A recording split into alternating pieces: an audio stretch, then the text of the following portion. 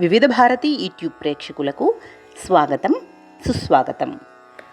చందమామ కథలలో భాగంగా ఈరోజు మనం వినబోయే కథ పేరు దేవనాథుడి నియామకం.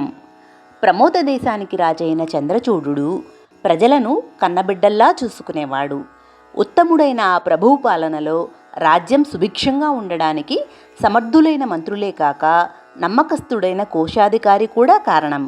ఇటీవలే ఆ కోశాధికారి హఠాన్మరణం చెందడంతో రాజుకు ఆ పదవికి అర్హుడైన వాడిని ఎన్నుకోవడం పెద్ద సమస్యగా మారింది. చనిపోయిన కోశాధికారికి విభీషణుడు అనే కొడుకు ఉన్నాడు. నమ్మకంలోనూ సమర్థతలోనూ అతడు తండ్రిని మించిన తనయుడని చంద్రచూడుడికి తెలుసు. కానీ అతన్ని నియమించడంలో కొన్ని అడ్డంకులు ఎదురయ్యాయి. రాజ్యానికి కోశాధికారి పదవి ఎంతో ప్రతిష్టాత్మకం. ఆ పదవి తమ వాళ్ళకి కట్టబెట్టాలని చాలామంది ఆశపడుతూ ఉంటారు.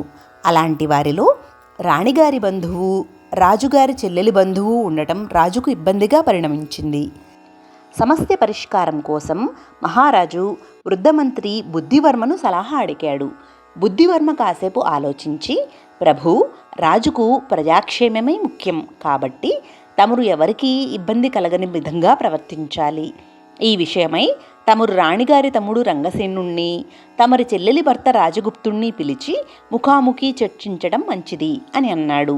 ఆ ప్రకారం రాజు రంగసేనుణ్ణి, రాజగుప్తుణ్ణి పిలిపించి, మీరిద్దరూ నాకు కావలసిన వాళ్ళు, కోశాధికారి పదవిని కోరుతున్న ఇద్దరూ మీకు కావలసిన వాళ్ళు. మీ ఇద్దరూ మాట్లాడుకుని ఒక అంగీకారానికి రండి. మీ ఏకాభిప్రాయాన్ని నేను మన్నిస్తాను అని అన్నాడు. రంగసేనుడు, రాజగుప్తుడు ఈ విషయమై చర్చించారు.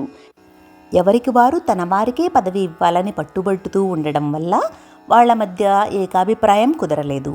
చివరకు వారు నిర్ణయాన్ని రాజుకే విడిచిపెట్టారు. అప్పుడు చంద్రచూడుడు, మీ ఇద్దరూ ఎవరికి వారు మీ వ్యక్తి కోసం పట్టు విడవలేకపోతూ ఉన్నారు.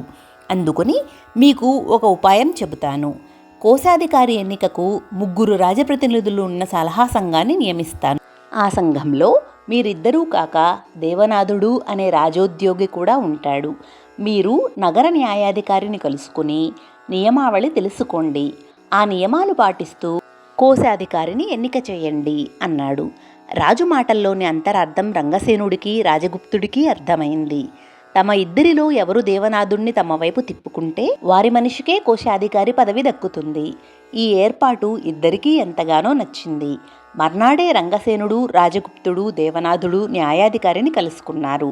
న్యాయాధికారి వారికి నియమావళిని వివరిస్తూ, మీరు సలహా సంఘంలో రాజప్రతినిధిగా ఉండాలంటే మీ దగ్గర బంధువులెవరూ కోశాధికారి పదవి కోసం పోటీ పడకూడదు అని చెప్పాడు. ఇది వినగానే రంగసేనుడు, రాజగుప్తుడు ఇబ్బంది పడ్డారు. సలహా సంఘంలో రాజప్రతినిధిగా ఉండడం కంటే తమ వారిని కోశాధికారిగా చేయటమే వారికి ముఖ్యం. చివరకు దేవనాథుడి నిర్ణయమే అమలవుతుందని వారికి తెలుసు. అందువల్ల తాము సలహా సంఘం నుండి తప్పుకొని దేవనాథుడిని మంచి మాటలతో జయించాలని ఇద్దరూ లోపల నిర్ణయించుకున్నారు.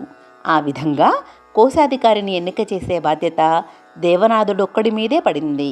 ఆనాటి సాయంత్రం రంగసేనుడు దేవనాథుడిని రహస్యంగా కలుసుకుని, నీవు నాకు చేయబోయే నిర్ణయం మీద గౌరవం ఉంది, అయినా చెబుతున్నాను.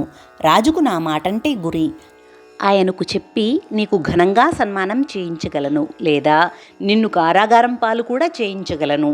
నా మనిషి కోశాధికారిగా నియమించబడితే ఇక మీదట నీ జీవితపు బాటలో పరిమళించే మెత్తటి పుష్పాలు మాత్రమే ఉంటాయి. వేరొకరిని కోశాధికారిగా ఎన్నిక చేసావంటే మాత్రం నీ జీవితపు బాటలో ముళ్ళు మాత్రమే ఉంటాయి. నేను రాజబంధువును, నువ్వు రాజాశ్రితుడివి మాత్రమే. ఆ సంగతి గుర్తుంచుకో అంటూ విన్నపంలోనే హెచ్చరికను వినిపించాడు. దేవనాథుడు వినయంగా సరేనని తల ఊపి అతన్ని పంపించి వేశాడు. ఆ తరువాత రాజగుప్తుడు కూడా దేవనాథుడిని కలుసుకుని తన మనిషిని కోశాధికారిగా నియమించమని రంగసేనుడి పద్ధతిలోనే విన్నపంలో హెచ్చరికను వినిపించాడు. దేవనాథుడు కలవరపడి, ఆర్య, మీకంటే ముందు రంగసేనుల వారు నన్ను కలుసుకొని తన మనిషిని కోశాధికారిగా ఎన్నుకోమన్నారు. ఉన్నది ఒకటే పదవి. బలంలో, పలుకుబడిలో ఆయన మీకే విధంగానూ తీసిపోరు. ఇప్పుడు నేనేం చేయాలో మీరే చెప్పండి అన్నాడు. తనకు రంగసేనుడికి ఈ విధంగా పోటీ వస్తుందని రాజగుప్తుడు ఊహించలేదు. తను కొలువులో అద్భుతమైన ప్రతిభను కనబరిచాడని మెచ్చుకుని రాజు తన చెల్లెల్ని ఇచ్చి వివాహం చేశాడు. ఇక రంగసేనుడేమో రాణికి స్వయానా తమ్ముడు. తానిప్పుడు రంగసేనుడితో పోటీ పడితే ఓటమి తప్పదు. అందుకని అతడు బాగా ఆలోచించి, రంగసేనుడి మనిషి కంటే నా మనిషి సమర్థుడు. నా మనిషికి కనుక కోశాధికారి పదవి దక్కకపోతే అంతకంటే సమర్థుడినే ఎన్నిక చేయాలి తప్ప రంగసేనుడి మనిషికి మాత్రం అవకాశం ఇవ్వరాదు. అలా ఇచ్చావో ఫలితం అనుభవిస్తావు అని దేవనాథుణ్ణి హెచ్చరించి వెళ్ళిపోయాడు. జరిగినదంతా దేవనాథుడు రాజుకు చెప్పాడు. రాజు అతన్ని భయపడవలసిందేమీ లేదని చెప్పి పంపించి వేసి రంగసేనుణ్ణి రాజగుప్తుణ్ణి పిలిపించి దేవనాథుడు అందరి వివరాలు సేకరించాడు. అందరికీ నారాయణుడు అనేవాడొక్కడే కోశాధికారికి పదవికి అర్హుడని అనిపించిందట. ఈ పరిస్థితిలో నేనేం చేయాలో చెప్పండి అన్నాడు. దేవనాథుడు తమ హెచ్చరికలకు భయపడినట్లు రంగసేనుడు రాజగుప్తుడు భావించి ఎంతో సంతోషించారు. వాళ్ళు రాజుతో దేవనాథుడి అభిప్రాయానికి విలువనిస్తామని చెప్పారు. అప్పుడు చంద్రచూడుడు బాధ నటిస్తూ, నేను నారాయణుడి గురించిన వివరాలు తెలుసుకున్నాను. అతడి కంటే మీ మనుషులే మెరుగేమో, వారిలో ఒకరిని కోశాధికారి పదవికి ఎన్నిక చేద్దాం అన్నాడు. వెంటనే రంగసేనుడు రాజగుప్తుడు ఏకకంఠంతో, ప్రభు, దేవనాథుడి అభిప్రాయానికి అడ్డు తగలకూడదనేదే మా ఇద్దరి ఏకాభిప్రాయం అని అన్నాడు. అప్పుడు రాజు నెమ్మదిగా, మీరిద్దరూ నాకు ఆప్తులు, మీ సంతోషమే నాకు సంతోషం. దేవనాథుడు చేసిన ఎన్నిక నాకు తృప్తిగా లేదు. మీ మనుషులు కాని పక్షంలో కోశాధికారి పదవి విభీషణుడికి దక్కడం మంచిదని నా అభిప్రాయం. ఎందుకంటే అతడి తండ్రి మన పట్ల ఎంతో విశ్వాసంగా సమర్థంగా కోశాధికారి పదవిని నిర్వహించాడు. ఆ కారణంగా విభీషణుడు మన మనిషి, తండ్రిలాగా సమర్థుడు విశ్వాసపాత్రుడు అని నేను నమ్మకంగా తెలుసుకున్నాను. మీరు మన మనిషికి అవకాశం ఇప్పించండి అన్నాడు. రాజుకు తమ ఇద్దరి పట్ల ఎంతో గౌరవ మర్యాదలున్నాయని, కోశాధికారి ఎన్నికలో తమ అంగీకారం ఆశిస్తున్నాడని భావించి రంగసేనుడు రాజగుప్తుడు విభీషణుడి ఎన్నికకు సంతోషంగా తమ ఆమోదం తెలిపారు.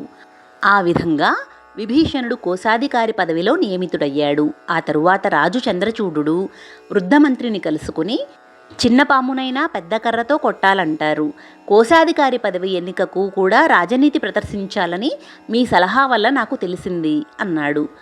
ఆ మాటలకు వృద్ధమంత్రి చిరునవ్వు నవ్వి, ప్రభూ, ఏ రాజనీతి అయినా ప్రజాక్షేమం కోరే రాజుకు శోభనిస్తుంది, స్వార్థపరుడైన రాజుకు మచ్చ తెస్తుంది. మీ రాజనీతి ప్రశంసనీయం అని అన్నాడు. తరువాయి భాగంలో ఇంకొక కథను విందాం. సర్వే జనా సుఖినో భవంతు, లోకా సమస్తా సుఖినో భవంతు. ఓం శాంతి శాంతి శాంతి.